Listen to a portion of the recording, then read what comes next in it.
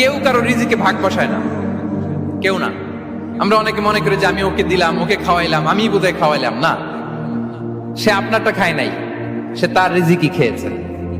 আমাদের ঘরে আমাদের বন্ধু বান্ধব আসে অনেক সময়, আমাদের ঘরে অনেক সময় অতিথি আসে, তাদেরকে আমরা আপ্যায়ন করি, তাদেরকে খাওয়াই।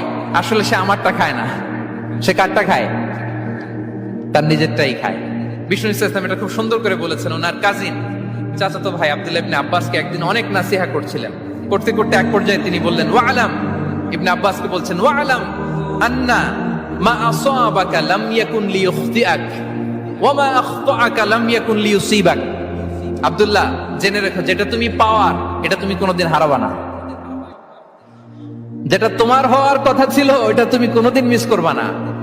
আর যেটা তুমি পাওয়ার কথা না, গোটা বিশ্বের সব শক্তিকে হাতের মুঠোয় আনলেও সেটার দেখা তুমি পাবে না, পাবে না।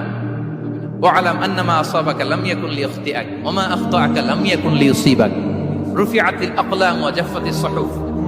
আব্দুল্লাহ, রিজিক নিয়ে চিন্তিত হয়ো না, রিজিক নিয়ে পেরেশান হয়ো না। প্লে ইউর রোল, রিজিক ইজ ফিক্সড। যেটা তুমি পাওয়ার তুমিই পাবা, যেটা তুমি পাওয়ার কথা না চেষ্টা করেও সেটা তোমার কাছে আসবে না।